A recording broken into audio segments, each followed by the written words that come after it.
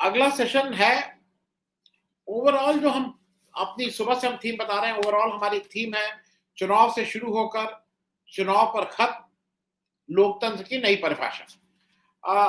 इसमें हम बात आज करेंगे इस सेशन में बॉलीवुड को डराने के क्या परिणाम हो सकते हैं। जो बॉलीवुड को एक हाल के दिनों में कई बार देखा गया कि बॉलीवुड के ऊपर एक दूसरी तरह का मतलब संदेह के घेरे में आया, उससे जवाब सवाल हुए, बॉलीवुड में अलग अलग स्टेटमेंट आए, बॉलीवुड एट टाइम्स बटा हुआ भी दिखाई पड़ा।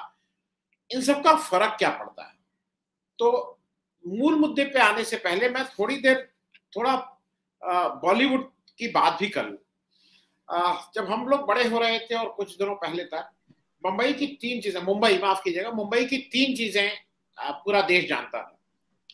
मुंबई के स्मगलर, मुंबई का फाइनेंशियल मार्केट और मुंबई की बॉलीवुड।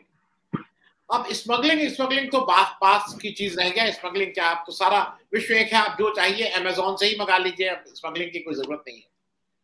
जहां तक रही फाइनेंशियल मार्केट की, टेक्नोलॉजी ऐसी आ गई कि घर बैठ के ही अपना शेयर बेच लीजिए, शेयर खरीद लीजिए, अब उसमें भी नहीं। एक ही चीज अभी भी है जो है बॉलीवुड। और आज भी अगर बंबई आकर्षित करता है, मुझे याद है मैं जिस जमाने का हूं, कुछ बड़े नेता हैं और इस समय देश के मतलब फ्रंटलाइन में हैं, हो सकता है उत्तर प्रदेश के चीफ मिनिस्टर की रेस में है, वो भी घर से भाग के एक्टर बनने गए थे। ये बहुत कॉमन चीज थी। उत्तर प्रदेश से बहुत से अच्छे लड़के जो देखने में अच्छे, पढ़ने में अच्छे घरों के, क्योंकि वो भाग के एक्टर बनने जाते थे। ये बहुत कॉमन चीज थी। मुंबई की वो जो एक यूएसपी थी, वो हाल के दिनों में उसमें थोड़ा फर्क आया है। मैं इसको आलोक जोशी साहब से इस बात को शुरू इसलिए कर रहा हूं कि वो बंबई रहे हैं, लखनऊ रहे हैं, पत्रकारिता में रहे हैं, बिजनेस वर्ल्ड को देखा है। तो मैं जिस सब्जेक्ट तो ये मुझे ऐसा लग रहा है कि हाल के दिनों के जो भी घटनाक्रम हुए, वो सुशांत सिंह राजपूत ले लीजिए या भी आर्यन खान की बात ले लीजिए, तो इसमें बात बॉलीवुड को डराने से मुझे ऐसा लगता है कि कहीं बॉलीवुड अपने को शिफ्ट तो ना कर ले, रीलोकेट करने की बात तो नहीं सोचने लगेगा, क्योंकि एक हद तक तो आप डरा सकते हैं, पर उसको लगता है छोड़ो यार। मैं इस रेफरेंस के साथ कह रहा हूँ आलोक जोशी साहब, मेरे जानने वाले लोग हैं, अच्छा व्यापार करते थे, लेकिन उन्होंने जाके दुबई में अपना ऑफिस खोला। और ये वकील, तो आप भी बहुत से वकीलों को जानते हैं, मतलब देश के जो शीर्ष वकील हैं वो अब लंदन से ऑपरेट करते हैं। तो आपको ऐसा नहीं लगता है कि जो बॉलीवुड के साथ हम लोग इतना ज्यादा वो कर रहे हैं, क्योंकि वो माफिया, गुंडे, शूटर, इन सबको तो झेल लेता था, लेकिन अब सरकार को झेलना शायद मुश्किल हो रहा है बॉलीवुड के लिए। आलोक जोशी साहब। नहीं, ये बात तो देखिए आप सही कह रहे हैं कि बॉलीवुड के लिए सरकार को झेलना मुश्किल हो रहा है। वो दिक्कत ये है कि सरकार को झेलना सभी के लिए मुश्किल हो रहा है। कोई भी आदमी जिसको वॉइस ऑफ डिसेंट कहते हैं, उसके लिए मुश्किल हो रहा है। और ये पहले भी होता रहा है, ऐसा नहीं कि पहली बार हो रहा है। आपको याद होगा इमरजेंसी के दौर में किशोर कुमार जैसे गायक पर रोक लग गई थी कि उनका कोई गाना आकाशवाणी पर नहीं बजता था। तो और एक नहीं, ऐसे अनेक उदाहरण हैं फिल्मों से, और काफी ऑपरेशन भी हुआ था। लेकिन इसके बावजूद जो इस वक्त की परिस्थिति है, उसमें अब सीधा इंतजाम जो है वो ये हो रहा है कि जैसे अभी आर्यन खान का मामला उठा, उसको जिस अंदाज में हवा दी गई, फैलाया गया, उससे लगता है कि कुछ निशानों की तलाश हो रही है। और निशानों की तलाश इसलिए कह रहा हूं कि कुछ आप देखिए कि एक प्रधानमंत्री कार्यालय से कुछ होता है या सरकार कुछ करती है, उसके बाद एक ही जुबान में 17-18 ट्वीट आपको दिखाई पड़ते हैं जिनका टेक्स्ट सेम होता है, जिनमें कोई एक लाइन का हेरफेर नहीं होता है। कभी कभार ऐसा होता है कि एक लाइन नीचे और एक लाइन ऊपर हो जाए, लेकिन ये पता चलता है कि कहीं से ये मैसेज आपको सप्लाई हुआ है और आपको कहा गया है कि भाई साहब जैसा आया है ऐसे ही इसको प्रसारित कर दो। अब ये विज्ञापन का तरीका भी है। तमाम कंपनियां इन्फ्लुएंसर्स को पैसा देती हैं और एक लाइन भेजती हैं, 4 लाइन की, ये चला दीजिए। वो पैसा लेके चला देते हैं। अखबारों में या दूसरे मीडिया में आपको, अब आज की तारीख में तो ऐसा नहीं होता है, लेकिन एक पब्लिक सर्विस एडवर्टाइजिंग हुआ करती थी, जिसमें सरकार कहती थी कि ये जो है सामाजिक कल्याण के लिए है, इसको मुफ्त में दिखाना होगा। बाकी विज्ञापन वगैरह का तो हम पैसा देंगे, लेकिन ये सिनेमा हॉल में सिनेमा शुरू होने के पहले 2-3 फिल्में ऐसी चलती थी कि वो मुफ्त में चलेंगी, क्योंकि ये समाज के भले के लिए है। यहां तक तो ठीक है कि भाई सरकार कह रही है, हम सरकार के कहे पे कर रहे हैं। लेकिन जब एक दूसरे तत्व आ जाते हैं बाहर और वो सरकार की तरफ से परोक्ष रूप से बैटिंग करते हैं, उसमें सरकार की कोई भूमिका नहीं है, आप सरकार पे सवाल भी नहीं उठा सकते हैं। लेकिन आपको भी पता है और मुझे भी पता है कि ये जो तत्व हंगामा मचा रहे हैं, जो आर्यन खान के नाम को लेके हंगामा कर रहे हैं, और साथ में फिर शाहरुख खान के तमाम इतिहास गिनाए जा रहे हैं, फिर दूसरे खानों के इतिहास गिनाए जा रहे हैं, वो कहां निशाना लगाना चाहते हैं? और कितने लोग उस इंडस्ट्री में, शायद सबसे ताकतवर लोगों में से एक आज शाहरुख खान है, उस इंडस्ट्री के बाकी लोग जो शायद इतने ताकतवर नहीं है, उनको क्या मैसेज जाता है? और ये मैसेज क्यों देना है? क्योंकि जब इस तरह के जैसे संदेश मैंने पहले बताए, वो आते हैं तो उनको कौन लोग आगे बढ़ाते थे? उनको सबसे पहले अक्षय कुमार आगे बढ़ाएंगे, फिर कंगना रनौत बढ़ाएंगी, अजय देवगन बढ़ाएंगे, ऐसी एक पूरी ब्रिगेड है। और वो केसरी का एक पान मसाले का विज्ञापन भी होगा, वो केसरी के नाम से होगा। बहुत दिनों तक आपने केसरिया रंग सिर्फ पान मसाले के नाम पे ही चलता देखा। तो वो एक तरफ एक पूरी फौज खड़ी है, और जो लोग इसमें, ये भी नहीं है कि विरोध कर रहे हैं, मैंने तो नहीं सुना कि शाहरुख खान ने इस सरकार के किसी किए का या उसका कोई ऐसा मुखर विरोध किया हो। विरोध करना भी अब सवाल नहीं रह गया है। सवाल यह है कि आप हमारी हाँ में हाँ क्यों नहीं मिलाते दिख रहे हैं, उतने ही उद्दत होकर, उतने ही उत्साह के साथ, जितने उत्साह के साथ बाकी लोग मिला रहे हैं। और अगर ऐसा नहीं होता है तो आपके साथ क्या हो सकता है, ये आप देख लीजिए। एक उदाहरण है, इस उदाहरण के बाद मुझे लगता है, डर लगता है लोगों को, कुछ लोगों को नहीं भी लगता है, कुछ को लगता है। और जो बात आपने कही कि साहब लोग कोई दुबई चले जा रहे हैं, कोई विदेश चले जा रहे हैं, ये आज की तारीख में बड़ा आसान भी हो गया है। पुराने समय में जब हम फ्लाइट ऑफ कैपिटल की बात कहते थे, भारत सरकार ने जो बहुत एक वक्त पर इनकम टैक्स 90% के ऊपर लगा करता था टॉप स्लैब पर, उसको जब कम किया गया, उस वक्त तर्क यही दिया गया था कि जब आप इतना ज्यादा टैक्स लगा देते हैं तो इंसेंटिव बढ़ जाता है चोरी का, कि उस आदमी को चोरी करने से कितनी बचत होती है। जितना टैक्स आप कम करते जाएंगे उतना इंसेंटिव कम होता जाएगा। तो उसको आप यहां ले आए हैं इसलिए कि कंप्लायंस बढ़े। इसके बावजूद उस वक्त जब 95% टैक्स होता था, उस वक्त लोगों के लिए अपना धंधा कारोबार लेके देश छोड़ के भाग जाना आसान नहीं था। तब ज्यादातर चीजें ब्रिक एंड मोर्टर जिसको कहते हैं, कि काम धंधा सामने खड़ा हुआ है। आज की तारीख में आधा धंधा तो कल्पना पर चल रहा है। ये जो नई कंपनियां अभी अभी लिस्ट हो रही हैं, आपने जोमेटो देखा, आप नाइका देखा, इस कंपनी के मालिक कहीं भी बैठे हो सकते हैं, इस कंपनी का दफ्तर कहीं भी हो सकता है, इसका बैकएंड कहीं से भी चल सकता है। हमारे आपके जैसे लोग जो ये छोटे छोटे यूट्यूब चैनल चला रहे हैं, हमारे हिसाब से, दुनिया के हिसाब से छोटा है, अपने लिए बड़ा है, ये हम कहीं से भी चला सकते हैं। मैं दुनिया के किसी कोने में बैठ के यही काम कर सकता हूं। तो अब चला जाना बहुत आसान है, और अगर आप उसका इंसेंटिव बना देंगे, यहां रहना आप जितना मुश्किल कर देंगे, लोगों को जाने की प्रेरणा उतनी ज्यादा मिलती जाएगी। ऐसे में जरूरत क्या है? जरूरत है सरकार की तरफ से, अगर ये काम सरकार भी नहीं करवा रही है, सरकार की तरफ से इस आश्वासन की जरूरत है कि ये देश आपका है, ये यहां आपको किसी तरह की चिंता की जरूरत नहीं है, आप जो मनाए करिए, बेखौफ करिए। आप हम पर सवाल उठाते हैं तो वो भी उठाइए, लेकिन इसके लिए आपको किसी से डरने की जरूरत नहीं है। कल नैनीताल में सलमान खुर्शीद के घर में आग लगा दी गई, वहां फायरिंग भी हुई। तो ये एक किताब लिखी है उन्होंने, मैं उस किताब से असहमत हो सकता हूं, लेकिन क्या इसके लिए उनके घर जाके आग लगाऊंगा? पहला, क्या आपने किताब पढ़ी है, या वो जो 2 लाइनें पूरे मीडिया पे चल रही हैं उसके आधार पे आप ये काम कर रहे हैं?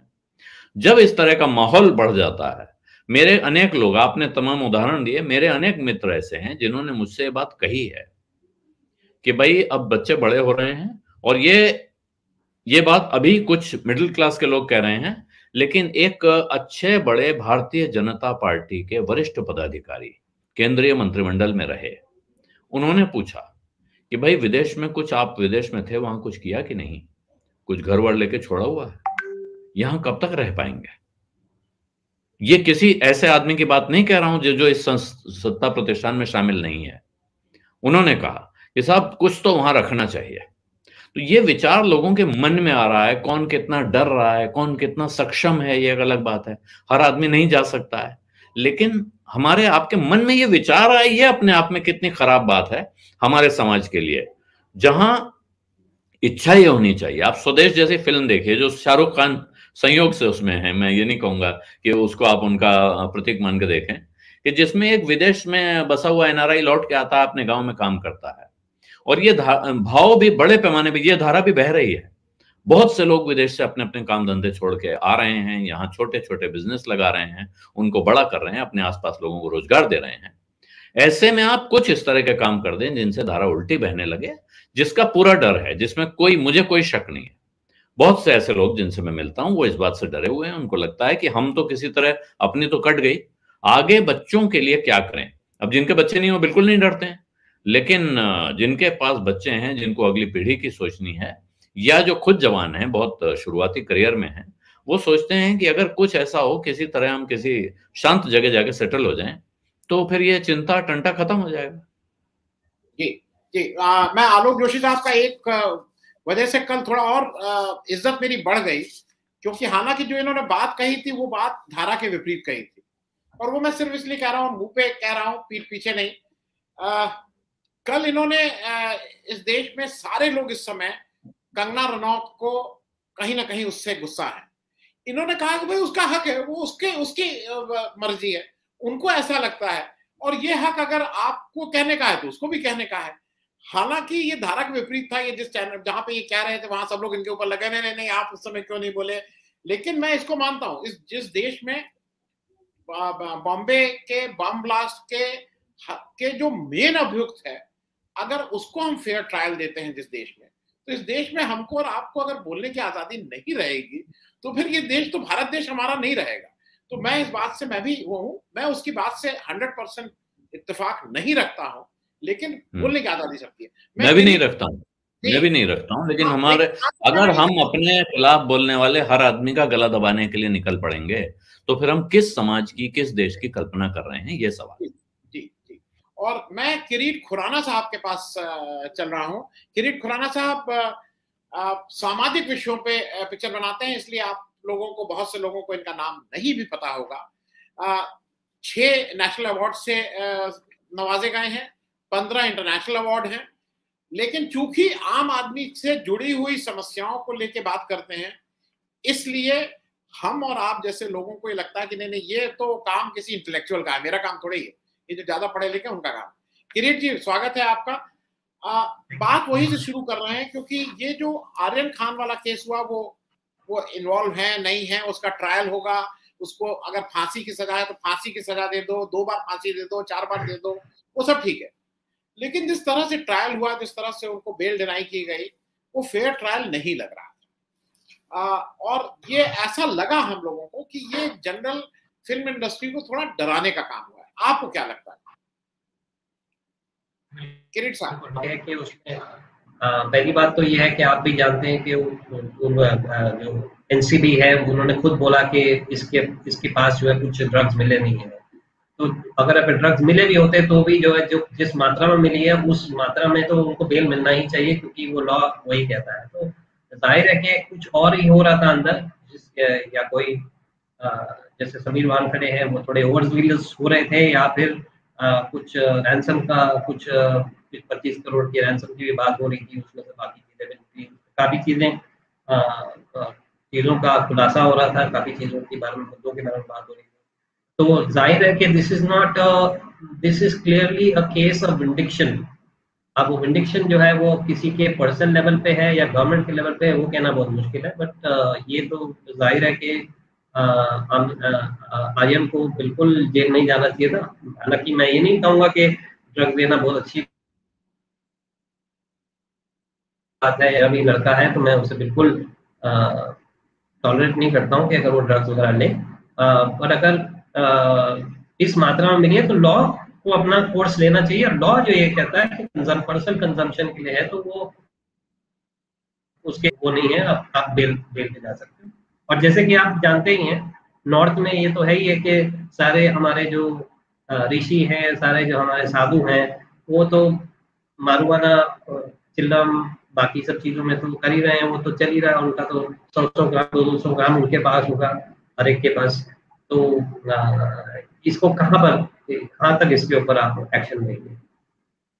जी जी, मैं मृणाल मथुरिया साहब को भी चर्चा में ले लूं। मृणाल मथुरिया साहब एक समाजवादी पार्टी, सोशलिस्ट पार्टी है, उसके यूथ विंग के अध्यक्ष हैं। मृणाल मुंबई में रहते हैं। और मृणाल जी, आपसे मैं बेसिक बात, जो बॉम्बे में ये हुआ, बॉम्बे में जब भी मैं जाता हूँ तो बहुत कॉस्मोपॉलिटन वो रखता हूँ, खास करके बॉलीवुड में पंजाबी एक्टर है, बंगाली कोई फिल्म म्यूजिक डायरेक्टर है, साउथ इंडियन डायरेक्टर है, यूपी के लोग, मतलब ये मिक्स है, पाकिस्तान के लोग तक उसमें इन्वॉल्व रहते हैं। तो आपको नहीं लगा कि जो अभी हाल के पिछले 2-4 वर्षों में जिस तरह के अभी जो काम हो रहा है, उससे ये जो बेसिक फैब्रिक ऑफ बॉलीवुड था वो कहीं कमजोर हुआ है?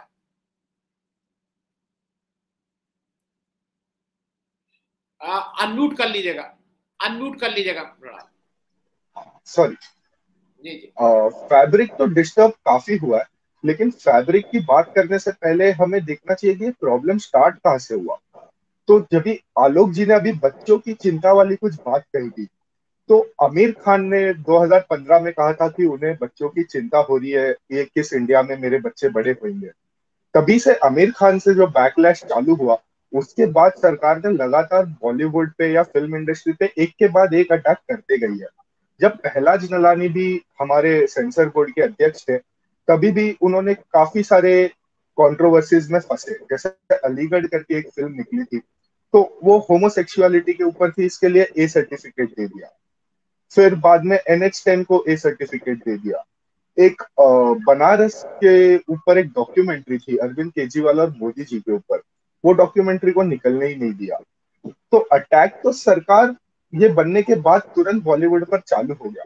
लेकिन हमें देखना चाहिए कि हमारा फिल्म इंडस्ट्री की हिस्ट्री क्या रही है।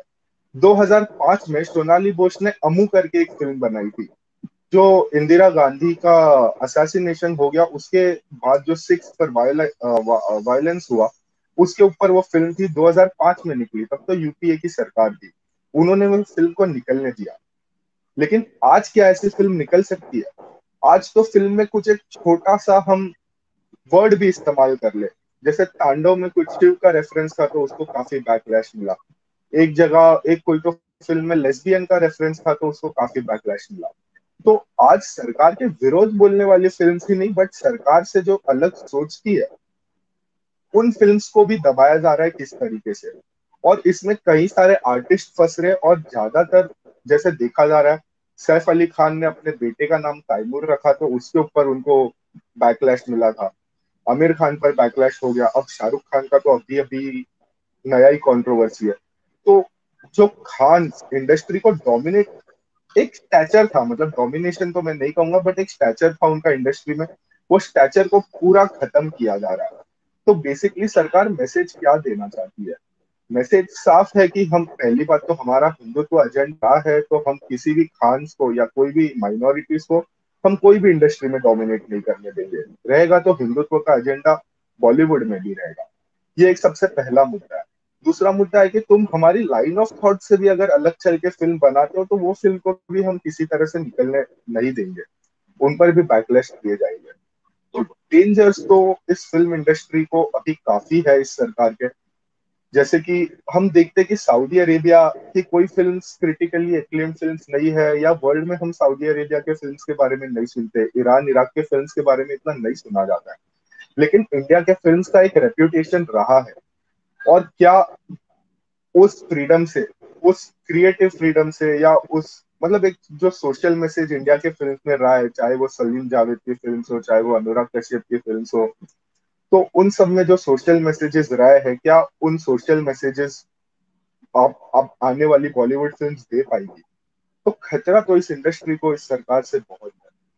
जी जी, मैं मृणाल जी की बात को आगे बढ़ाते हुए आलोक जी आपसे एक और इसी से रिलेटेड प्रश्न है, क्योंकि जब मैं फैब्रिक और कॉस्मोपॉलिटन उसकी बात करता हूं, तो भाई बॉम्बे के जो सबसे बड़े जिसको एक इससे देखा था कि उनकी पैरोकियल नजर थी, वो बाल ठाकरे साहब माने जाते हैं कि शिवसेना वाले जब थे तो भाई वो हिंदू, आज के तारीख में हिंदू मुस्लिम, उस समय वो मराठी नॉन मराठी करते थे। लेकिन उन्हीं के रहते हुए जब बाल ठाकरे साहब बिल्कुल चरम पे थे उनका, तो जो सदी के सबसे बड़े नायक अमिताभ बच्चन, उसी बंबई में किया गया, वो बंबई के नहीं थे, वो नॉन मराठी थे, और उसी में शाहरुख खान जो फिर से बंबई के नहीं थे, जो कोई माने ना माने इस समय के सबसे बड़े नायक हैं। मैं हो सकता है खान की बहुत सी पिक्चरें नहीं देखता हूँ, उनकी एक्टिंग पसंद ना हो, लेकिन इसमें कोई दो राय नहीं है कि वो जहां पहुंचे अपनी मेहनत के बल पे पहुंचे। अमिताभ बच्चन हैड उनके पिताजी बहुत ही अकम्प्लिश, मेरे हिसाब से अमिताभ बच्चन जी से ज्यादा आगे जिनके वो लड़के थे। उनकी माता जी very well connected Gandhi family, Nehru family से। वो शाहरुख खान अपने बूते पे वहां पहुंचा है, और वहां पे पहुंचा है जब शिवसेना का so called Marathi non Marathi था। तो बॉम्बे की जो स्ट्रेंथ है ना, वो मुझे हरदम लगता है कि जैसे मेरिट को वो अपने साथ लेती है, मेरिट को इनकरेज करती है। वो फैब्रिक इन सब इंसिडेंट से गड़बड़ हो रहा है ना, कि हम खान को नहीं बढ़ने देंगे, हम इनकी पिक्चर नहीं देखेंगे, ये एक गड़बड़ तो कहीं हो ही रहा है। आलोक जी।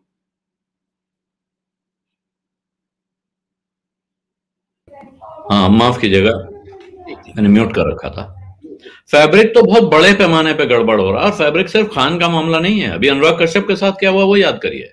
अभी स्वरा भास्कर 2 लाइन का कोई भी ट्वीट कर दें तो उनके साथ क्या होता है वो देखिए। तापसी पन्नू जो हमारे समय की मेरे ख्याल है बहुत ही शानदार एक्ट्रेस है, सिर्फ इसलिए कि वो निकलती है और आवाज उठाती है, और जो कि अब बहुत कम लोग कर रहे हैं, हिम्मत नहीं हो रही लोगों की। और ये खतरनाक बात है कि लोग अपने समाज के तमाम विषयों पर अपनी राय देने से घबरा रहे हैं। जब मैं कंगना रनौत के बारे में कहता हूं तो मैं कंगना की इस बात के लिए सराहना करता हूं कि वो अपना काम, वो भी एक कहते हैं ना जिसको ब्लिंकर लगा के जो घोड़े के दोनों तरफ लगाए जाते हैं कि वो दाएं बाएं ना देखे, वो भी अपना एक्टिंग में अपना काम करती रह सकती थी।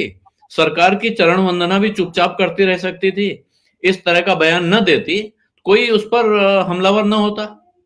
लेकिन मुझे लगता है जो लोग इस समाज का हिस्सा हैं उनको अपने काम के दाएं बाएं भी देखना चाहिए, उस पर टिप्पणी करनी चाहिए। वो हमें समझ में आ रही है या नहीं, ये अलग बात है। तो तापसी पन्नू, स्वरा भास्कर और अनुराग कश्यप ये हैं, अनुभव सिन्हा हैं, ये हैं। प्रकाश राज को आपने देखा, प्रकाश राज को उस तरह से मेरा ख्याल है उसमें निशाना पे नहीं लिया जाता है, वो कुछ उनकी पर्सनालिटी देख के लोग घबरा जाते हैं। लेकिन आलोक जी याद करिए, दीपिका पादुकोण ने बहुत ही शिष्टता से जाके जेएनयू में सिर्फ खड़ी हुई थी, बोला एक शब्द नहीं था।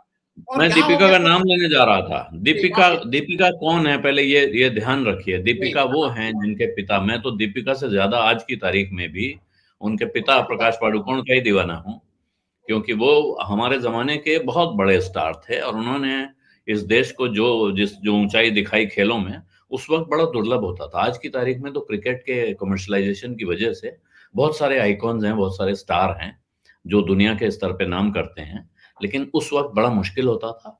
तो बहुत बड़ा एक राष्ट्रीय नायक है वो, उसकी बेटी है वो। आप इसको याद नहीं रखते हैं, इसके बैकग्राउंड में जाने की कोशिश नहीं करते हैं। आपको लगता है कि आज जेएनयू में आंदोलन चल रहा है, और जेएनयू में आंदोलन चल रहा है इस सरकार के खिलाफ, जबकि जेएनयू का कोई आंदोलन इस सरकार के खिलाफ नहीं चल रहा था। जेएनयू में बाहर से घुसे कुछ गुंडों ने मारपीट की थी, या अंदर के ही गुंडों ने मारपीट की थी। ये रहस्य आज तक नहीं खुल पाया कि किसने की थी। तमाम लोगों ने उन लोगों को आइडेंटिफाई करके बताया कि ये लोग हैं, लेकिन ये सरकार उनको ढूंढ नहीं पाई है। वहां जाकर दीपिका खड़ी हुई, और ये खड़ा होना उसका अपराध हो गया। ये हमारे देश के सामाजिक ताने बाने को बहुत बड़ी तरीके से छिन्न भिन्न करने का षड्यंत्र है, और मुझे लगता है कि इसकी चिंता हम सबको करनी चाहिए। वरना फिर वही बात है कि जब मेरी बारी आएगी तो मेरे लिए बोलने वाला, खड़ा होने वाला कोई नहीं होगा। आज अगर हम दूसरे की फिक्र नहीं करेंगे तो कल हमारी फिक्र कौन करेगा? ये फिक्र हमें इसलिए करनी है। हम तो पत्रकार हैं मान लीजिए, तो आप कहेंगे कि साहब तुम तो पत्रकार हो तो तुम्हें तो बोलना ही है, इसलिए तुम्हें बोलना है और तुम्हें अपनी फिक्र भी करनी है। मैं तो सरकारी नौकरी करता हूं, या मैं प्राइवेट नौकरी करता हूं, या मैं अपना बिजनेस चलाता हूं, मैं किस बात की फिक्र करूं? आपको इस बात की फिक्र करनी है कि कल को हो सकता है आपकी दुकान के बाहर कोई आ जाए और कहे साहब ये जो 3 चीजें आप बेच रहे हैं, ये बेचने से राष्ट्रीय भावना आहत होती है, अब आपकी दुकान नहीं चलेगी। आपका बेटा निकल के कुछ बनना चाहता है और उसको उसके बनने के रास्ते में यही बाधा खड़ी हो सकती है कि साहब जिसका बाप दुकानदार है वो सरकारी नौकरी नहीं करेगा। जब कुतर्क शुरू हो जाते हैं और कुतर्कों को जगह मिलने लगती है समाज में, तो फिर उनकी कोई सीमा नहीं होती है। कुतर्क कहां जाकर रुकते हैं ये, और इसको देखना हो तो दुनिया के बहुत सारे उदाहरण हैं, उनको देखिए। अब आज एक उदाहरण है यहाँ पे, पता नहीं समीचीन होगा या नहीं, लेकिन मैं देना चाहता हूं। आज एक सड़क का उद्घाटन हुआ उत्तर प्रदेश में। बहुत बड़ी सड़क है, बहुत महत्वाकांक्षी प्रोजेक्ट है, लेकिन सड़क किस काम के लिए होती है? सड़क होती है गाड़ी चलाने के लिए।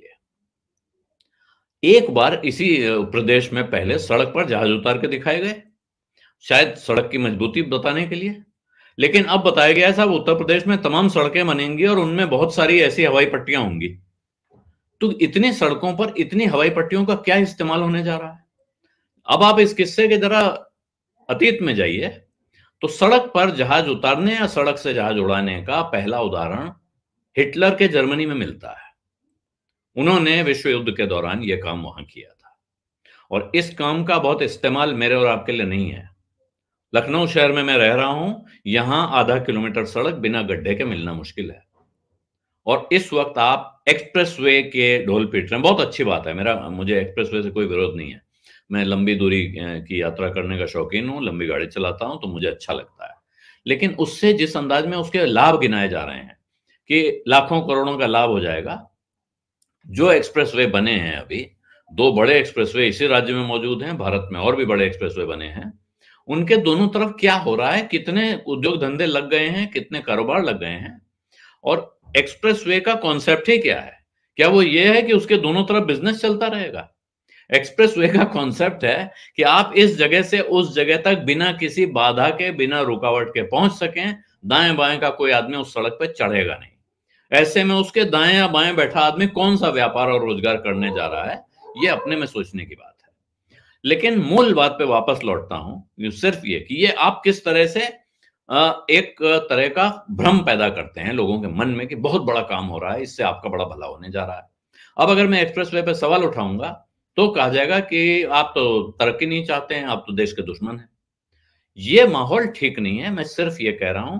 और जो उदाहरण आपने दिया, जो मैंने कहा, जो भी आदमी आपके खिलाफ बोलने लगता है, वो इतिहासकार हो, वो समाजशास्त्री हो, आप उसको चुप कराने की कोशिश करते रहेंगे तो एक वक्त आएगा जब इस देश में सब गूंगे हो जाएंगे। लोग अपने दफ्तर जाएंगे, अपना काम करेंगे, अपने घर लौटाएंगे। हमारे यहाँ और काम और समाज की तरक्की, समाज की वास्तविक समृद्धि वहां होने वाले काम धंधे से या वहां लोग कितना पैसा कमा रहे हैं इससे नहीं होती है। वो इससे होती है कि वहां के लोग अपने को कितना चेतन बना रहे हैं और वो अपनी चेतना का कितना विस्तार कर रहे हैं। कितनी अच्छी कहानियां लिखी जा रही हैं, कितनी अच्छी कविताएं लिखी जा रही हैं, कैसा शिल्प गढ़ा जा रहा है, कैसा संगीत बनाया जा रहा है, कैसी फिल्में बनती हैं, कैसी पेंटिंग्स बनती हैं। लेकिन अगर ये माहौल आप ऐसा रखेंगे तो मुझे नहीं लगता है कि इंसान फिर उपन्यास भी लिख पाएगा, कहानी भी लिख पाएगा, लेख भी लिख पाएगा, फिल्में भी बना पाएगा। तो कुल मिला के ये एक खौफनाक नजारा है, और अगर इसको इसी अंदाज में बढ़ने दिया गया, लोगों ने सोचा नहीं, सोचना पड़ेगा आपको, हमको, आम आदमी को। ये जो कुर्सी पे बैठा हुआ आदमी कभी नहीं सोचता है, किसी ने नहीं सोचा, ये क्यों सोचेंगे? जब वो कुर्सी से उतर आते हैं तब उनको समझ में आता है कि कहाँ गलती हो गई। जब तक बैठे हुए हैं तब तक लगता है जितना सब कर रहे हैं हम सही कर रहे हैं, और इससे सही तो दुनिया में कुछ हो ही नहीं सकता है। और एक बहुत बड़ी संख्या है लोगों की जो साथ खड़े होके कहते हैं वाह वाह वाह वाह वाह वाह, बहुत बढ़िया बहुत बढ़िया। वो इस भ्रम में भी आपको लगातार रखते हैं, कुर्सी पे बैठे हुए इंसान को, कि आप तो साहब सब सही कर रहे हैं। ऐसे में हमारी जिम्मेदारी बढ़ जाती है कि हम ये बात कहें और ज्यादा से ज्यादा लोगों तक पहुंचाएं कि ये जो कह रहे हैं ये या कर रहे हैं ये सब सही नहीं हो रहा है। और हमको अपने आसपास के उन लोगों से भी संवाद बनाना चाहिए जिनसे हम संवाद नहीं करते हैं। ये बहुत महत्वपूर्ण है। आनंद जी, इस पर 31 सेकंड और लूंगा। कन्नन गोपीनाथन एक प्रोग्राम में मेरे साथ थे, मुझे ख्याल नहीं है, शायद आपके वाले में ही थे। उन्होंने कहा साहब मैं रोज कम से कम एक आदमी पर समय लगाता हूं जो सोशल मीडिया पे मुझसे एंगेज हुआ, जिसने मेरी आलोचना की या मुझे गाली दी। मैं उससे 1-on-1 कनेक्ट करता हूं और कोशिश करता हूं कि मैं अपनी बात उसको समझा दूं। और बहुत सारे मामलों में, ज्यादातर मामलों में ये होता है कि आधे घंटे बाद, पौने घंटे बाद, इतनी मेहनत के बाद वो आदमी माफी मांगने लगता है जो शुरू में मुझे गाली दे रहा था, और कहता है नहीं आप बात ठीक कह रहे हैं। इसलिए एक और बात कहूंगा कि ये सिर्फ सरकार को दोष देने से, इस प्रतिष्ठान को दोष देने से नहीं चलेगा। हमको अपनी अपनी बात कहनी होगी और कहती रहनी होगी, और उन लोगों को भी कहना होगा जिनके बारे में हम सोचते हैं इनसे ज्यादा बात करके क्या फायदा, इनको बहुत समझ में नहीं आता है। समझ में सबको आता है, हर आदमी की अकल है, हर आदमी बात समझता है। आपको समझाना नहीं आता है अगर आपको लग रहा है कि सामने वाले को समझ में नहीं आता है, तो वो कोशिश जारी रखिए। और अगर हमारे जैसे लोग ये कोशिश जारी रखेंगे तो मुझे उम्मीद है कि फिर अंधेरा उतनी जल्दी नहीं गहराएगा और हो सकता है कि अंधेरा छंटना शुरू हो जाए।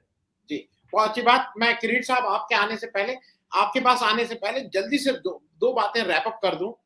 जो आलोक जी ने बात कही उसी बात को मैं आगे बढ़ा दूं। जैसे इन्होंने कहा ना कि गलती आज उन लोगों की है जो वाह कर रहे हैं। कल अमित शाह साहब जब कहते हैं कि राम के ने कहा भरत से कि तुम चले जाओ रावण के पास, उससे शिक्षा लेके आओ, तो किसी की हिम्मत नहीं थी कहने की साहब वो भरत नहीं लक्ष्मण थे। किसी की हिम्मत नहीं थी कि उस पर ताली ना बजाए, क्योंकि अगर अमित शाह साहब ये कह रहे हैं तो ताली बजानी है। अगर हम ताली नहीं बजाएंगे तो शायद हमारा प्रमोशन नहीं होगा या हमें बाहर निकाल बाहर किया जाएगा। एक दूसरा, जो मैं एक चीज और कह रहा हूं जो इन्होंने लेखक, क्रिएटर, राइटर की कही, मैं किरीट साहब मैं पढ़ता काफी हूं, मैंने इत्तेफाक से ये किताब नहीं पढ़ी थी, इत्तेफाक से। और मैं ये 15-20 दिन पहले एक एनवी रमन्ना साहब का, एक चीफ जस्टिस ऑफ इंडिया का एक ऑर्डर आया, उन्होंने अपनी ओपनिंग स्टेटमेंट इसी के किसी कोर्ट से किया। और मैं आज जैसे आलोक जोशी साहब कह रहे हैं, मैं बहुत से लोगों, मैं कम से कम 10-20 किताबें बांट चुका हूँ। इस समय सस्ते में मिल रही है, वो अमेजोन पे 149 रुपए, 149 रुपीज में मैं उसको मिला के जो आ रहा है, क्योंकि 1950 में किसी राइटर ने वो कंसीव किया था जो आज हो रहा है। आपको लगेगा कि ये सामने वाले कैरेक्टर को रख के ये लिखी गई है किताब। तो मैं उसमें आपके पास आ रहा हूं। और मेरे किसी दर्शक ने भी ये कहा है कि जो कुछ बॉलीवुड में हो रहा है, और ये कुछ लोगों का भी ऐसा मानना है कि इट इज बिकॉज कि वो बॉलीवुड को यूपी में शिफ्ट करना चाहते हैं। तो एक तो मैं पहली बात ये बता दूं, मैं यूपी का रहने वाला हूं, बंबई मेरी लड़की रहती है। मुझे जो पहला और एक और आखिरी बात रहती है कि बॉलीवुड कभी यूपी क्यों नहीं आ सकता है, उसका एक ही कारण है, सेफ्टी। मेरी लड़की आज, मैं अपनी बीवी के साथ इस उम्र में भी रात में 8-9 बजे के बाद अकेले नहीं जा सकता। मुंबई में मेरी लड़की, वो डेंटिस्ट है, वो रात में 10-11 बजे भी अपनी क्लिनिक से अकेले आती है, तो ना उसको चिंता रहती है ना मुझे चिंता रहती है। तो ये फर्क है मुंबई और लखनऊ का। तो ये मुंबई या यूपी का मैं अगर कहूं, तो मुझे नहीं लगता है कि ये सेफ्टी जो नेट है, जो सेफ्टी आप एक उसको वहां देते हैं मुंबई में, इररिस्पेक्टिव ऑफ गवर्नमेंट, वो शायद यूपी में हम कभी इसको दे पाए। मैं इसी पे कर रहा हूँ। क्या बॉलीवुड से आपको भी लगता है कि बहुत सी इंडस्ट्री उत्तर प्रदेश शिफ्ट होने की बात हो रही है? किरीट साहब, जो है फिलहाल ये जो है ये सब अफवाहें हैं, आप और हम शायद कभी सच नहीं जान पाए। ये सब मैंने भी सुना है, ऑफ कोर्स जाहिर है कि सभी लोग कह रहे हैं कि एक अटेम्प्ट हो रहा है कि बॉलीवुड को यहाँ से मत कर। आपकी आवाज थोड़ी धीरे आ रही, थोड़ा सा तेज बोल दीजिए। कोशिश करता हूँ मैं थोड़ा। आप ठीक हो गया? तो आप अभी सुन सकते हैं ठीक से? हाँ बिल्कुल ठीक से। तो बेसिकली अटेम्प्ट ये, ऑफ कोर्स ये अफवाहें तो फैल ही रही हैं और ये लोग कह ही रहे हैं कि भाई बॉलीवुड को बॉम्बे से, मुंबई से इसको वहां पर शिफ्ट होने का अटेम्प्ट हो रहा है। पर इसमें कितना वो है, वजन है, वो पता नहीं मुझे। क्योंकि देखिए अभी आप देखें, अनुराग कश्यप की फिल्में देखें या फिर आप अनुभव सिन्हा की फिल्में देखें या जो लेफ्ट लीनिंग जो फिल्म मेकर्स है सारे, उनकी भी फिल्में देखें, तो ज्यादातर लोग जो है यूपी में शूट करते हैं और यूपी की कहानियां होती हैं उनकी। तो यूपी में, बिहार में या फिर एमपी में इधर शूट होती है। और मैंने भी अपनी जो पिछली फीचर फिल्म थी 2017 में मैंने यूपी में शूट की थी। मैंने अपना इलाहाबाद के पास जो है वहाँ पर कौशाम्बी जिला है, वहाँ पर शूट की थी मैंने 40 दिन। तो कहीं पे जो सब्जेक्ट्स है, जो आइडियाज हैं, वो यूपी के जो है ना काफी रिच हैं उसमें से, और वो जो टेक्सचर है, वो जो सेटिंग है, वो काफी वो है। बॉम्बे वैसे भी जो है, बॉम्बे रहने के लिहाज से बहुत अच्छा है, वेदर के लिहाज से बहुत अच्छा है, सी है बगल में, बाकी चीजें हैं, कमर्शियल कैपिटल है इंडिया का, बाकी चीजें हैं।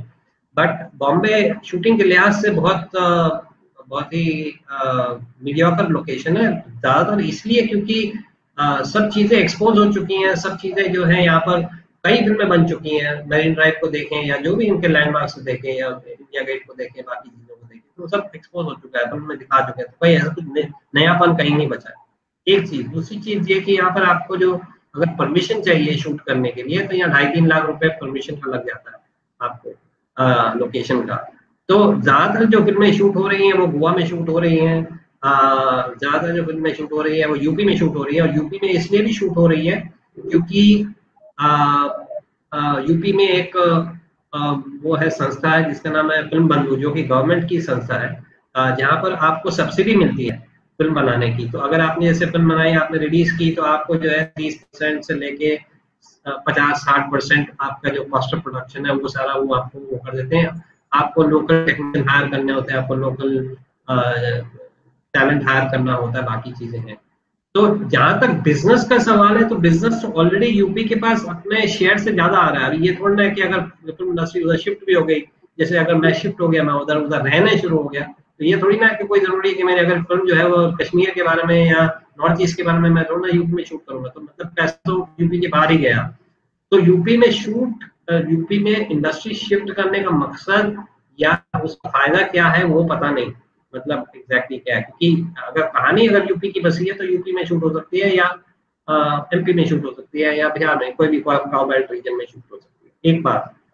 अब दूसरी बात ये कि हमको ये समझना है कि जहां तक हमारा सवाल है, बॉलीवुड का सवाल है, बॉलीवुड जो है वो रहना चाहता है सी के पास, थोड़ी एक लग्जरी। यहाँ पर हमारा टेम्परेचर भी जो है, यहाँ पर इतना ज्यादा गर्मी नहीं होती है, ना इतनी ज्यादा सर्दी होती है। जैसे माहौल है बहुत अच्छा है, जैसे आपको बताया कि सिक्योरिटी अच्छी है, बाकी चीजें अच्छी है, आने जाने की सुविधा है, ट्रेनें हैं, लोकल ट्रेन है, बाकी चीजें हैं, काफी मतलब वो है। और सारे लोग जो है यहाँ पर जो काम करते हैं बहुत प्रोफेशनल भी है। क्योंकि अगर आप जैसे आपकी शिफ्ट चलती है तो कैमरामैन है, लाइटमैन है, बाकी लोग हैं, तो पूरे के पूरे 100, 150, 200 लोगों की क्रू जो है वो बकायदा जो है, अगर 7 बजे सुबह से आपकी शिफ्ट हो रही है तो 6 बजे बकायदा पहुंच जाएंगे और आपका सेटिंग शुरू हो जाएगा उनका। तो वो प्रोफेशनलिज्म जो है यूपी में नहीं है, कि थोड़ा जो है ढीला है मामला, कि हाँ भाई आते हैं, करते हैं, हो जाएगा, चिंता मत करिए। तो थोड़ा एक आलसपना वैसे ही था यूपी में। मैं भी ये नहीं कह रहा हूँ, बुरी तरीके से नहीं कह रहा हूँ, कि मेरे फादर भी जो है वो यूपी से हैं और यूपी में ही पले बड़े हैं, और उनसे वहां काम नहीं हो पा रहा था तो वो बॉम्बे शिफ्ट हुए। तो करीबन 24-25 साल की उम्र में 1961 में शिफ्ट हुए। तो जाहिर है कि माहौल का बहुत असर पड़ता है। मुझे लगता है जो बॉलीवुड पे जो अटैक किया जा रहा है, 2 चीजों के लिए किया जा रहा है। मुझे ऐसा लगता है कि एक तो अगर हम किसी एक शाइनिंग एग्जाम्पल को देखें सेक्युलरिज्म का, तो वो है हमारी इंडस्ट्री, जहां पर आप जो है कास्ट आपका कोई नहीं पूछता, आपकी जात पात, आपका धर्म, कुछ लेना देना नहीं किसी को। यहाँ पर आपको काम आता है, नहीं आता, आप टाइम पे आ सकते हो, नहीं आ सकते, आप हमारे बजट में फिट हो सकते हो, नहीं हो सकते हो, सिंपल चीज।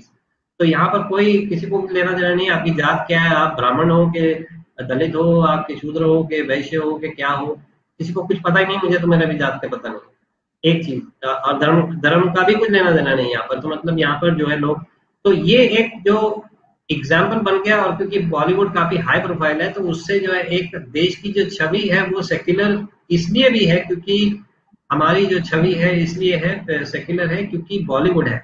और बॉलीवुड में आप देखते हैं कि सारे तीनों खान जो है राज कर रहे हैं। तो अब उसको अगर वो छवि को कहना है, और काफी सारे जो लोग हैं जो आज के रूलिंग रेजिम में लोग हैं, काफी सारे जो बोल रहे हैं, क्लियरली बोल रहे हैं कि सेक्युलरिज्म, हमारा स्टेट जो है सेक्युलर नहीं हो सकता। जो सेक्युलर वर्ड है वही बेकार है, मतलब वो ये भी कह रहे हैं कि लिबरल बेकार है और सेक्युलर बेकार है। तो अगर ये 2 शब्द से ही उनको घृण है, यही एलर्जी है, तो ऑब्वियसली जो भी ये 2 शब्दों के साथ सेक्युलरिज्म के साथ जुड़ता है, या जो भी जो जुड़ता है कि भाई मतलब इक्वालिटी के साथ जुड़ता है, या फिर कास्ट और क्रीड ये सब चीजों को नहीं मानता है, तो वो जो इमेज है, जो छवि है, पहले तो उसको तोड़ो ताकि नया नैरेटिव बने। और ये हो रहा है उसमें जो है मेरे हिसाब से ये जो हो रहा है कि लोगों को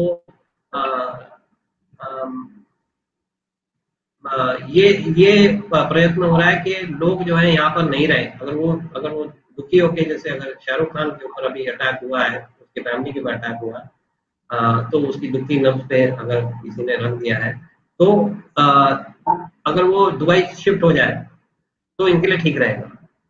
तो सवाल ये होता है कि जो अच्छे लोग हैं, जो कि लोग सेक्युलर हैं, जो कि ओपन माइंडेड लोग हैं, अगर वो शिफ्ट हो जाए तो बेहतर है। हमें अपना जो ये है कि जो हमें जो जिस तरह का देश चाहिए वो फिर तभी बनेगा जब भी बाकी लोग जो हैं, जो हमारे आइडियोलॉजी से अपोज हैं, वो इस देश में नहीं है। ये मेरे हिसाब से ये हो रहा है। मैं विजय शंकर भाई साहब से भी आग्रह किया हुआ था रुकने का। पुलिस IPS ऑफिसर रहे हैं, उत्तर प्रदेश की पुलिस में काम किए हैं। भाई साहब एक जल्दी से एक चीज मुझे समझना कि देखिए महाराष्ट्र ने गणपति को उनका स्टेट फेस्टिवल जैसा हो गया। गणपति आज आप देखिए, वो चाहे हिंदू मुस्लिम जो जितने बड़े एक्टर हैं सबके घर पे गणपति बैठते हैं। जैसे बंगाल में मैंने देखा था दुर्गा पूजा बंगाल का स्टेट फेस्टिवल था पूरे उस उत्तर प्रदेश में एक हम लोगों की दिक्कत क्या है कि हम लोगों ने रिलीजन खूब बांट रखा है। हालांकि एक समय में जब ताजिया उठता था तो हिंदू ही उसकी जगह जमीन देते थे। मैं हरदम ये कहता हूं कि ये जो मैं मांगता हूं रक्षा, ये वहीं कहीं आपके आजमगढ़ और अंबेडकर नगर में ही कोई जुलाहा बनाता है इसको। लेकिन ये भी एक फैक्टर है ना कि वो सेकुलरिज्म जिसकी बात किरीट कर रहे थे, वो फिल्म इंडस्ट्री में जितना ज्यादा है वो आज क्यों नहीं है। मैं आपसे स्पेसिफिक चीज पूछ रहा हूँ पुलिस को लेकर। पुलिस में एक फोर्स आपने उसी की एक एलाइट फोर्स की थी, होमगार्ड्स। अगर आपको याद हो, होमगार्ड्स को आइडेंटिफाई किया जाता था हिंदुओं के साथ। उनका काम ही था कि अगर कहीं रॉयट होते थे हिंदू मुस्लिम तो उनको भेज दो। विजय शंकर भाई साहब। देखिए फोर्स, मैं पर्टिकुलरली यूपी फोर्स के बारे में मैं ये जरूर कहना चाहूंगा कि फोर्स का भी सेकुलर ढांचा इधर थोड़ा प्रभावित हुआ है। हम लोग जब नौकरियों में आए थे तो उस समय इतना गड़बड़ नहीं था, इतना कोई धर्म की बात नहीं चलती थी और न धार्मिक एजेंडे पार्टियों में थे। ये शुरुआत हुई है 1989 से, जब राम जन्मभूमि आंदोलन शुरू हुआ है तो इसका असर पड़ना शुरू हुआ है। लेकिन अभी भी फोर्स में तमाम धार्मिक मतलब रूढ़िताओं के बावजूद भी और धार्मिक रुझान के बावजूद भी इतना जहर नहीं है जितना कि समाज में आ चुका है। उसका एक कारण है कि आपको जिस कानून को लागू करना है उस कानून को कानूनी तरीके से ही आप लागू कर सकते हैं। आप उसको अपनी मर्जी से नहीं लागू करेंगे क्योंकि उस पर बहुत चेक एंड बैलेंसेस हैं। आप ऐसा नहीं है कि अगर किसी दंगे में 4 हिंदू हो और 4 मुस्लिम हो तो आप हिंदू को छोड़ दें और मुस्लिम को पकड़ लें केवल इसलिए कि आप हिंदू हैं। केवल जैसे ही आप पकड़ के ले जाएंगे तो सवाल उठेगा कि बाकी कहाँ गए। थोड़ी लेनियंसी लोग बरत देते हैं, ये अलग बात है। फोर्स में सबसे बड़ी दिक्कत ये हुई कि हमारी एक फोर्स है UPPSC, Uttar Pradesh provincial arm constabulary, जो हमारी सशस्त्र पुलिस बल है, PSC जिसको हम लोग कहते हैं। इस पर एक आक्षेप अक्सर लगता है कि ये हिंदू विरोधी है, ये मुस्लिम विरोधी है और ये हिंदुओं का पक्ष लेती है और दंगे में ऐसा करती है। मैं इसके बारे में स्पष्ट कर दूं कि मैं PSC में काम किया हूं और काफी अच्छी तरह से काम किया हूं। कभी कभी दंगे के दौरान सपोज करिए कि कहीं दंगा हो जाए और 2 मॉब एक दूसरे के खिलाफ खड़े हो जाए, एक तरफ हिंदू हो एक तरफ मुस्लिम हो, और उस दौरान अगर हिंदू सिपाही है और जिसने दंगा किया है उसी पर एक्शन शुरू हो जाए, दंगा करने वाला मुस्लिम है और PSC में ज्यादातर हिंदू लोग हैं, संख्या के अनुसार से पुलिस बल में भी हिंदू संख्या ज्यादा है क्योंकि आबादी ज्यादा है तो वही ज्यादा होंगे। वो उन पर अगर एक्शन लेने के लिए निकलते हैं तो फिर वो धर्म का धर्म पर नहीं है। जो दंगा करेगा उसके खिलाफ पुलिस एक्शन लेगी, चाहे वो किसी भी रिलीजन का हो, किसी का भी हो। लेकिन 1986 के बाद ये चीजें थोड़ी सी इस पर आक्षेप लगना शुरू हुआ, तब जाके ये कानून बना कि PSC में अल्पसंख्यकों की भर्ती का कोटा थोड़ा बढ़ाया जाए। कोटा नहीं बना लेकिन भर्ती थोड़ी बढ़ाई गई, भर्तियां हुई हैं। अब बेसिकली सेकुलरिज्म के बारे में मेरा ये कहना है कि सेकुलरिज्म का मतलब अधार्मिक होना जरूरी नहीं है, नास्तिक होना नहीं है। सेकुलरिज्म का मतलब है कि राज्य के दखल में राज्य जो भी कार्य करे वो धर्म के आधार पर न करे। राज्य का कार्य धर्म से अलग हो, धर्म से उसका कोई मतलब नहीं हो। आजकल ये नई प्रवृत्ति चल गई है कि मुख्यमंत्री जी मंदिर जा रहे हैं, प्रधानमंत्री जी जा रहे हैं, वो मंदिर जाएं, कोई बुराई नहीं है, लेकिन इस मंदिर जाने को जिस तरह से प्रचारित किया जा रहा है वो निश्चित रूप से सेकुलर फैब्रिक के खिलाफ है। इसलिए मैं बार बार कहता हूं कि सेकुलरिज्म का मतलब बिल्कुल ये नहीं है कि आप धार्मिक हैं या अधार्मिक हैं, आप जो हैं बने रहिए। आप नास्तिक हैं, आस्तिक हैं, ये आपकी अपनी बात है। आप गणेश पूजा करिए, दुर्गा पूजा करिए, रामलीला करिए, वो है। लेकिन जब आप कुर्सी पे बैठे हैं, जब आप कानून का पालन कर रहे हैं, जब आप कानून को एग्जीक्यूट कर रहे हैं, उस समय आपका दायित्व यही है कि आप कानून को कानून की तरह से लागू करें, उसमें न धर्म आए और न जाति आए। अनफॉर्चुनेटली ये नहीं हो पाता है, लेकिन फिर भी बहुत हद तक ये हो भी रहा है, ऐसा नहीं। अब राजस्थान महाराष्ट्र में गणेश पूजा का और उसका प्रचार यहाँ पर तो बहुत कुछ, जैसे दुर्गा पूजा हम लोग बचपन में, मेरा बचपन कलकत्ता में बीता है, पढ़ाई शांति निकेतन में हुई, तो मुझे थोड़ा वहाँ का ज्यादा आइडिया है। तो बंगाल में दुर्गा पूजा एक त्योहार नहीं बल्कि वहाँ की कल्चर है, वो वहाँ की संस्कृति है। वैसे ही गणपति महाराष्ट्र का कल्चर हो गया है। लेकिन हमारे यहाँ का कल्चर क्या था? हमारे यहाँ बचपन में, आपको भी बिल्कुल ये याद होगा कि हम लोग बहुत बच्चे थे तो गांव गांव में रामलीलाएं हुआ करती थी। ये कल्चर हमारे यहाँ रामलीलाओं का रहा है। ये पूरे अवध और पूर्वांचल का कल्चर, बुंदेलखंड में कल्चर आल्हा का रहा है, ब्रज क्षेत्र में ये कल्चर राष्ट्र का रहा है। तो लोकल कल्चर जहां जहां बनती रही हैं वहां में ये चीजें होती रही हैं। लेकिन बाजारवाद ने, अब जैसे कि औरतों के व्रत का उपहार त्योहार है करवा चौथ, तो करवा चौथ कभी हमारे यहाँ नहीं मनाई जाती थी।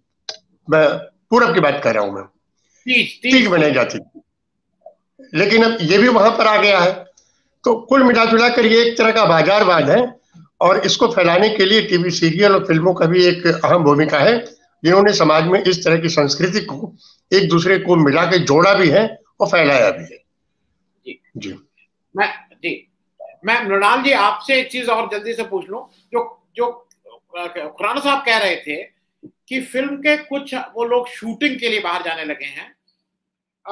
एक जगह जो आउटडोर लोकेशन बहुत ज्यादा पॉपुलर थी वो थी कश्मीर। मतलब हम लोग जब बड़े हो रहे थे तो शायद 10 में से अगर आउटडोर हो रही है तो उसमें से 5 पिक्चरें शायद कश्मीर में शूट होती थी। अब कश्मीर किन्हीं भी कारणों से बहुत ज्यादा शूट नहीं हो रहा है, वो आप भी जानते हैं। अब फॉरेन लोकेशंस में लोग ज्यादा जा रहे हैं। मैं उस दृष्टि से कह रहा हूं, लेकिन एंड ऑफ द डे जो पोस्ट प्रोडक्शन काम होता है, शूटिंग तो हो गई लेकिन सारा प्रोडक्शन का काम मेरे अनुसार आज भी ज्यादा मुंबई में हो रहा है, जिसकी वजह से बॉलीवुड कहते हैं। मैं जिस खतरे की बात शुरू में इस टॉपिक में किया था कि अगर आपने ज्यादा डराया तो पूरी चीजें शिफ्ट ना हो, क्योंकि जैसे शाहरुख खान हुए, जैसे संजय लीला भंसाली हुए, जैसे करण जौहर हुए, ये लोग पूरी फिल्म इंडस्ट्री है, मतलब ये पूरी पिक्चर का पैकेज बनाते हैं, मतलब right from acting to post production to distribution. उसका मुझे खतरा है कि कहीं ये तो बाहर नहीं चले जाएंगे।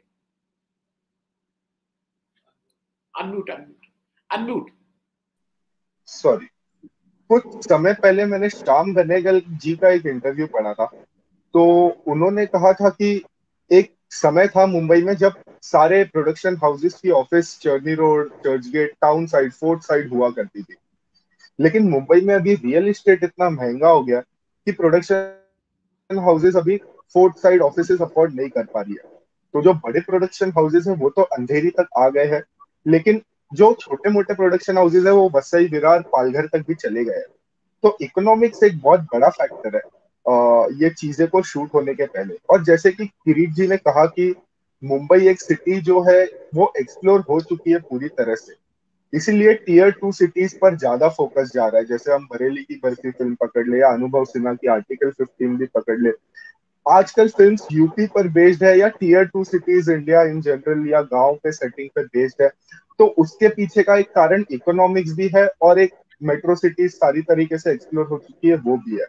और हाँ, आप सही कह रहे थे कि सारा काफी कुछ पोस्ट प्रोडक्शन का काम मुंबई में हो रहा है। इनफैक्ट फॉरेन फिल्म्स का भी पोस्ट प्रोडक्शन का काम मुंबई में हो रहा है।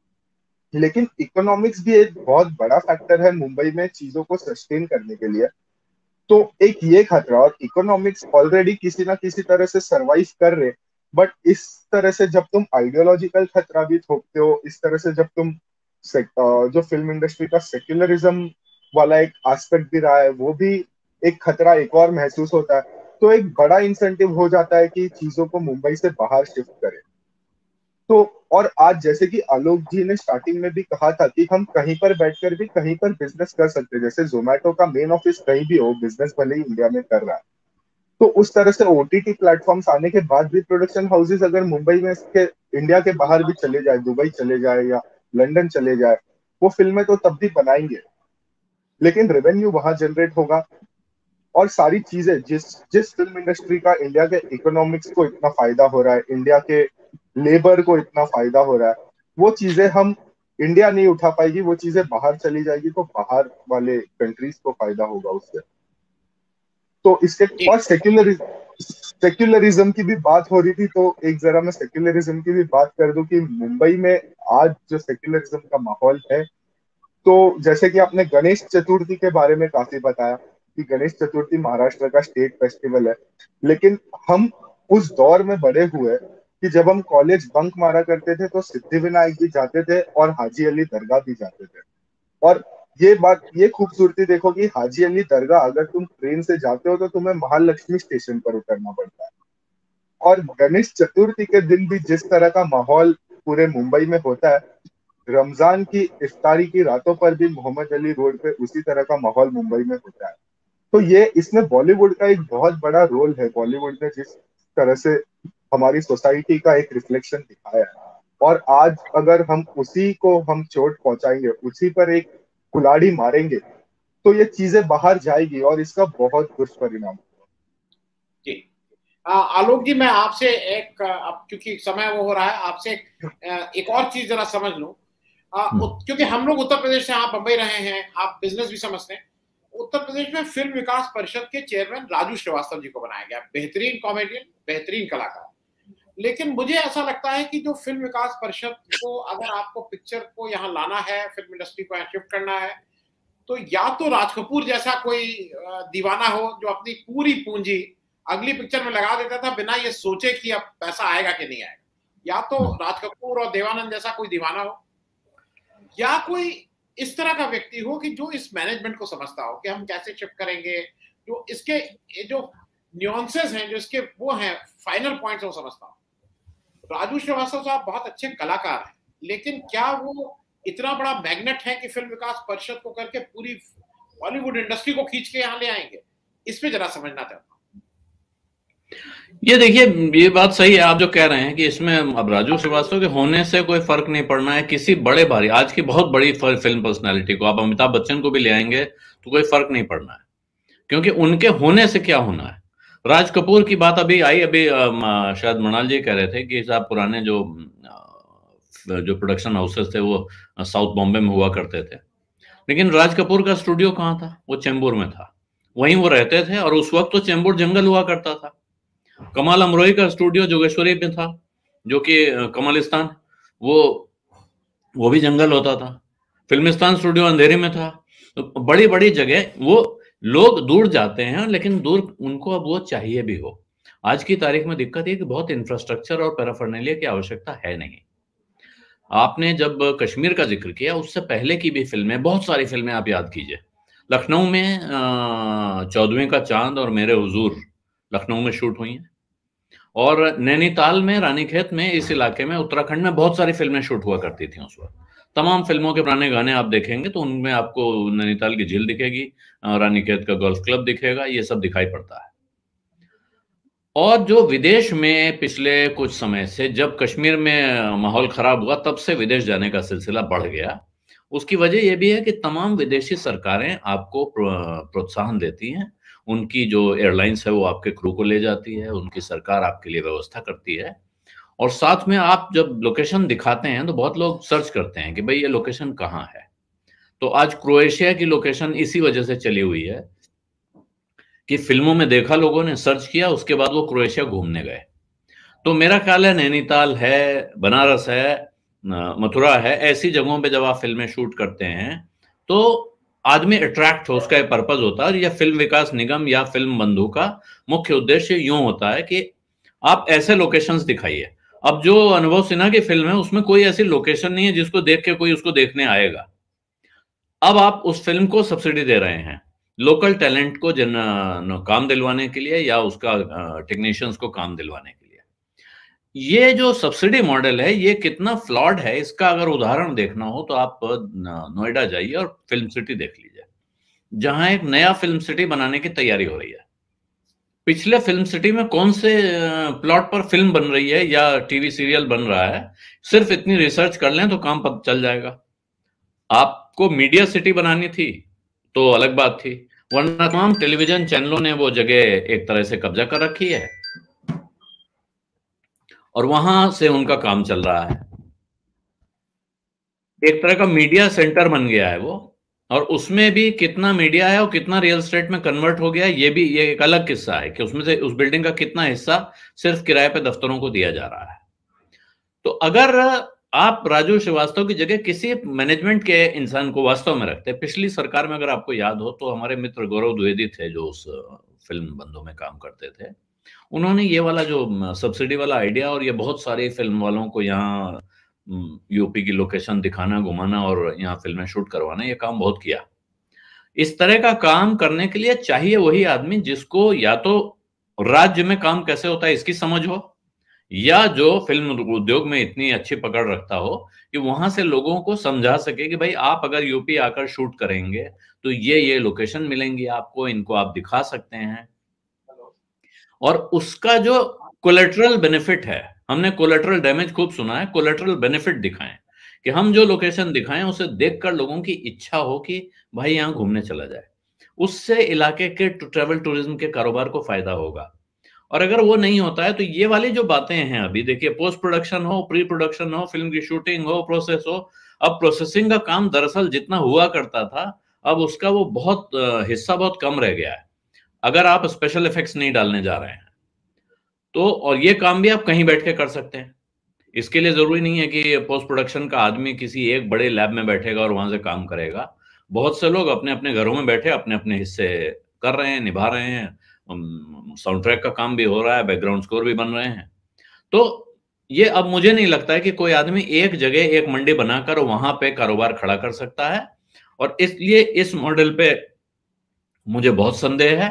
हाँ, लोगों को खींचने के लिए आपको जो चाहिए वो वही दो लोग हैं, या तो एक अच्छा मैनेजर चाहिए जो एक मॉडल पे काम करे, और या फिर वो पर्सनालिटी जिसकी फिल्म उद्योग में पकड़ हो, पहचान हो, पहुंच हो, जो लोगों को जब बात करे तो ना कर पाए, जो कहें हाँ भाई ये कह रहे हैं, कम से कम इनके कहने पर एक फिल्म तो, या कम से कम लोकेशन तो देखाएं चल के यूपी की, हो सकता है वही हमें पसंद आ जाए।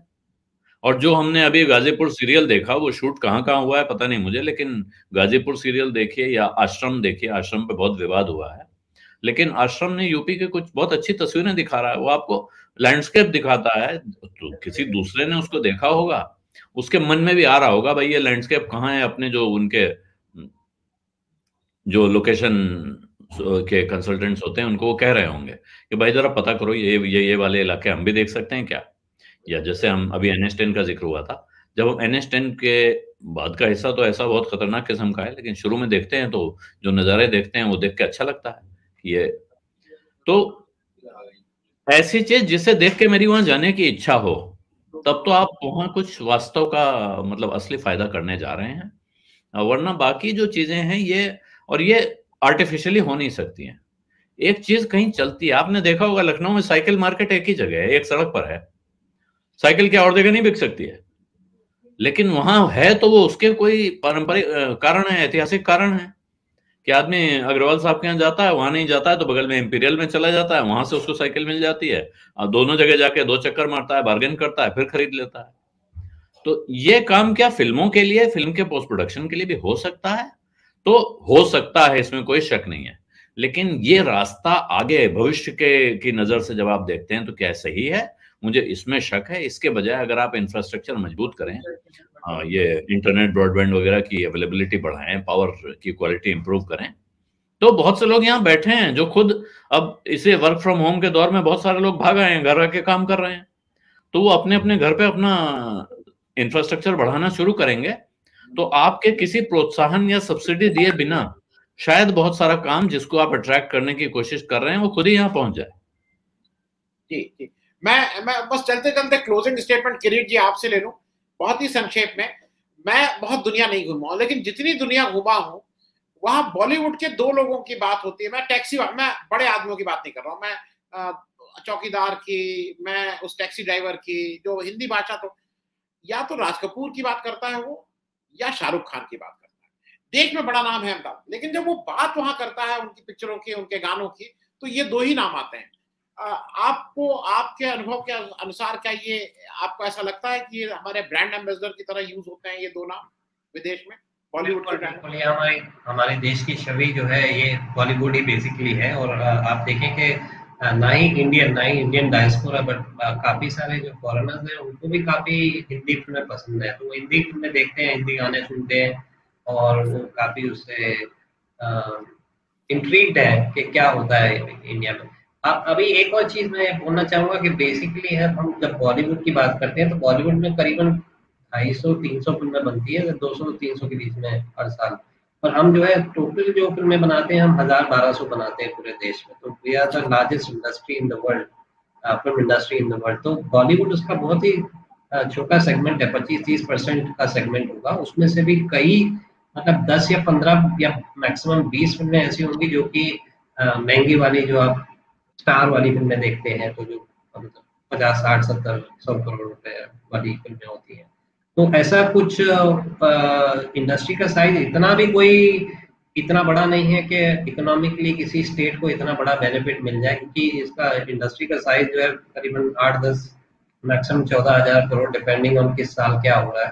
तो 8-10-12,000 करोड़ रुपए कोई बड़ा रकम नहीं होता है अगर आप इंडस्ट्री खोलना चाहते हैं। अभी एक हाईवे डाल दिया, ये पूर्वांचल जो एक्सप्रेस वे बना है वो आपका 22,000 करोड़ में बना है। तो आप ये देखें कि उस लिहाज से पर जो इम्प्रेशन है, जो छवि है बॉलीवुड की, और जो हम जो एक इम्प्रिंट है हमारे नेशन के, हमारे देश के डीएनए पे, वो प्रभाव जो है वो बहुत ही इंडेलेबल है, वो बहुत ही स्ट्रांग है। तो इसलिए शायद वो अभी शिफ्ट करना चाह रहे हैं यूपी, या फिर वो व्हाटएवर उसको डिमोलिश करना चाह रहे हैं, क्योंकि कहीं पे उनको लगता है कि इस कंटेंट को अगर वो कंट्रोल नहीं कर पाए तो नैरेटिव उनके हाथ में कभी नहीं रहेगा। तो ये नैरेटिव कंट्रोल करने के लिए बॉलीवुड को कंट्रोल करना जरूरी है। बहुत बहुत धन्यवाद मृदुल जी। आप माफी चाहता हूँ, मेरा समय आई ओवररन, मैं नेक्स्ट सेशन में जा रहा हूँ, स्पीकर्स आ गए। बहुत बहुत धन्यवाद आप सब लोगों का ज्वाइन करने के लिए। Thank you so much Kiran साहब, thank you so much Mridul ji, thank you so much Alok साहब, थैंक यू एंड बहुत बहुत शुक्रिया ज्वाइन करने के लिए। Thank you. मैं विजय शंकर भाई साहब, बहुत बहुत धन्यवाद, आपने इतने पेशेंटली सुना, और आप हरदम नहीं, आपके उससे मैंने बहुत सी चीजें, आज जब मैं अपना ये बना रहा था तो मैंने कुछ आपके ही फेसबुक से बहुत सी चीजें उठाई हैं, जो आप लिखते रहते हैं वो बिल्कुल ओरिजिनल जो रहता है, वहां से बहुत सी चीजें मुझे मिल जाती हैं। बहुत बहुत धन्यवाद।